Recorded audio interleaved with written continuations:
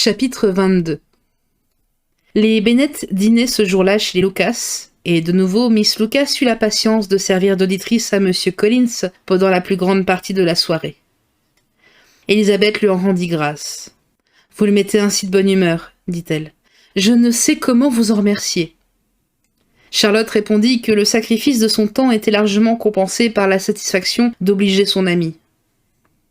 C'était fort aimable, mais la bonté de Charlotte visait beaucoup plus loin que le soupçonnait Élisabeth, car son but était de la délivrer d'une admiration importune en prenant tout simplement sa place dans le cœur de M. Collins. Quand on se sépara à la fin de la soirée, l'affaire était en si bon train que Charlotte se serait crue assurée du succès si M. Collins n'avait pas été à la veille de quitter Hertfordshire. Mais elle n'avait pas bien mesuré l'ardeur des sentiments de M. Collins et l'indépendance de son caractère. Car le lendemain matin, il s'échappait de Longbourn en dissimulant son dessein avec une habileté incomparable et accourait à Locust Lodge pour se jeter à ses pieds.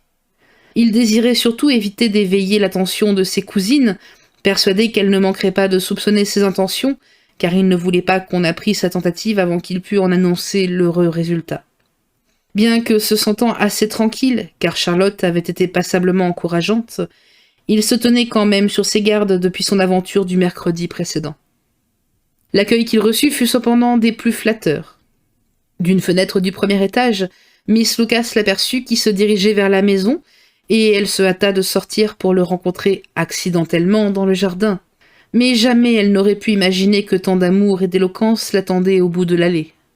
En aussi peu de temps que le permirent les longs discours de M. Collins, tout était réglé entre les deux jeunes gens à leur mutuelle satisfaction, et, comme ils entraient dans la maison, M. Collins suppliait déjà Charlotte de fixer le jour qui mettrait le comble à sa félicité. Si une telle demande ne pouvait être exaucée sur-le-champ, l'objet de sa flamme ne manifestait du moins aucune inclination à différer son bonheur. L'inintelligence dont la nature avait gratifié M. Collins n'était pas pour faire souhaiter des fiançailles prolongées avec un tel soupirant, et Miss Lucas, qui l'avait accepté dans le seul désir de s'établir honorablement, se souciait assez peu que la date du mariage fût plus ou moins proche. Le consentement de Sir William et de Lady Lucas, demandé aussitôt, fut accordé avec un empressement joyeux. La situation de M. Collins faisait de lui un parti avantageux pour leur fille, dont la dot était modeste, tandis que les espérances de fortune du jeune homme étaient fort belles. Avec intérêt qu'elle n'avait encore jamais éprouvé, Lady Lucas se mit tout de suite à calculer combien d'années M. Bennet pouvait bien avoir encore à vivre, et Sir William déclara que lorsque son gendre serait en possession du domaine de Longbourn, il ferait bien de se faire présenter à la cour avec sa femme. Bref, toute la famille était ravie. Les plus jeunes filles voyaient dans ce mariage l'occasion de faire un peu plus tôt leur rentrée dans le monde, et les garçons se sentaient délivrés de la crainte de voir Charlotte mourir vieille fille. Charlotte elle-même était assez calme. Parvenue à ses fins, elle examinait maintenant le fruit de sa victoire, et ses réflexions étaient somme toute satisfaisantes. M. Collins n'avait évidemment ni intelligence ni charme, sa conversation était ennuyeuse, et dans l'ardeur de ses sentiments, il entrait sans doute moins d'amour que d'imagination, mais tel qu'il était, c'était un mari. Or, sans se faire une très haute idée des hommes, Charlotte Lucas avait toujours eu la vocation et le désir de se marier. Elle voyait dans le mariage la seule situation convenable pour une femme d'éducation distinguée et de fortune modeste, car s'il ne donnait pas nécessairement le bonheur, il mettrait du moins à l'abri des difficultés matérielles. Arrivée à l'âge de 27 ans et n'ayant jamais été jolie, elle appréciait à sa valeur la chance qui s'offrait à elle. Ce qui la gênait le plus, c'était la surprise qu'elle allait causer à Elizabeth Bennet, dont l'amitié lui était particulièrement chère. Élisabeth s'étonnerait sûrement, la blâmerait peut-être, et, si sa résolution ne devait pas en être ébranlée, elle pourrait du moins se sentir blessée par la désapprobation de sa meilleure amie. Elle résolut de lui faire part elle-même de l'événement, et quand M. Collins, à l'heure du dîner, se mit en devoir de retourner à Longbourn, elle le pria de ne faire aucune allusion à leur fiançailles devant la famille Bennet.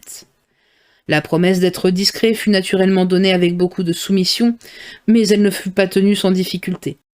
La curiosité éveillée par la longue absence de M. Collins se manifestant à son retour par des questions tellement directes qu'il lui fallut beaucoup d'ingéniosité pour les éluder toutes, ainsi que beaucoup d'abnégation pour dissimuler un triomphe qu'il brûlait de publier. Comme il devait partir le lendemain matin de très bonne heure, la cérémonie des adieux eut lieu le soir, au moment où les dames allaient se retirer. Mrs. Bennet, toute politesse et cordialité, dit combien il serait très heureux de le revoir lorsque les circonstances le permettraient.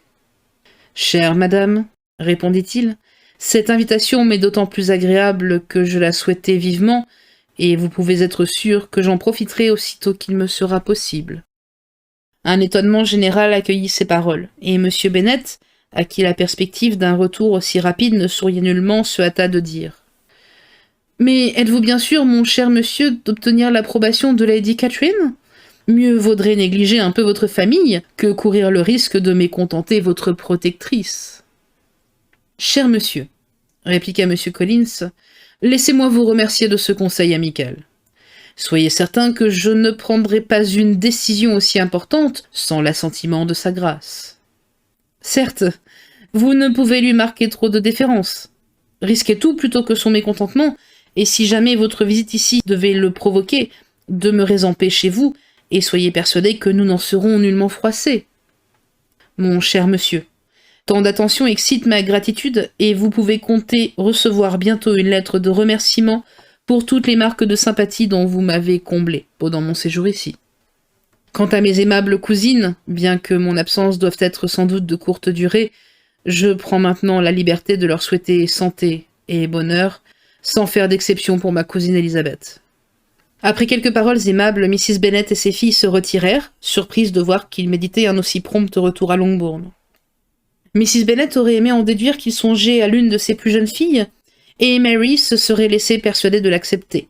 Plus que ses sœurs, elle appréciait ses qualités et goûtait ses réflexions judicieuses. Encouragée par un exemple comme le sien à développer sa culture, elle estimait qu'il pourrait faire un très agréable compagnon. Le lendemain matin vit s'évanouir cet espoir. Miss Lucas, arrivée peu après le breakfast, prit Elisabeth à part et lui raconta ce qui s'était passé la veille. Que M. Collins se crût épris de son ami, l'idée en était déjà venue à Elisabeth au cours des 2 journées précédentes. Mais que Charlotte pût l'encourager, la chose lui paraissait inconcevable. Elle fut tellement abasourdie qu'oubliant toute politesse, elle s'écria « Fiancée à M. Collins ? Mais ma chère Charlotte, c'est impossible !» Le calme avec lequel Charlotte avait pu parler jusque-là fit place à une confusion momentanée devant un blâme aussi peu déguisé. Mais elle reprit bientôt son sang-froid et répliqua paisiblement. « Pourquoi cette surprise, ma chère Elisabeth ? Trouvez-vous si incroyable que M. Collins puisse obtenir la faveur d'une femme parce qu'il n'a pas eu la chance de gagner la vôtre ?» Mais Elisabeth s'était déjà reprise et, avec un peu d'effort, put assurer son amie que la perspective de leur prochaine parenté lui était très agréable et qu'elle lui souhaitait toutes les prospérités imaginables.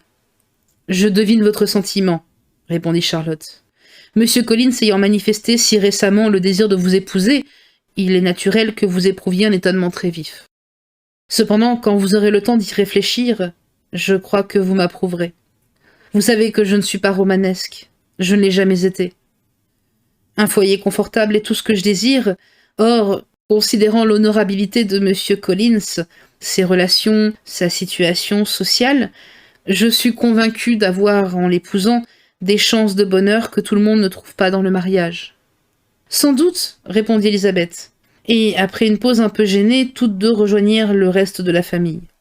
Charlotte ne resta pas longtemps, et après son départ, Elisabeth se mit à réfléchir sur ce qu'elle venait d'apprendre. Que M. Collins pût faire 2 demandes de mariage en 3 jours était à ses yeux moins étrange que de le voir agréé par son ami. Elisabeth avait toujours senti que les idées de Charlotte sur le mariage différaient des siennes, mais elle n'imaginait point que le moment venu, elle serait capable de sacrifier les sentiments les plus respectables à une situation mondaine et à des avantages matériels. Charlotte mariée à M. Collins. Quelle image humiliante. Au regret de voir son amie se diminuer ainsi dans son estime, s'ajoutait la conviction pénible qu'il lui serait impossible de trouver le bonheur dans le lot qu'elle s'était choisi.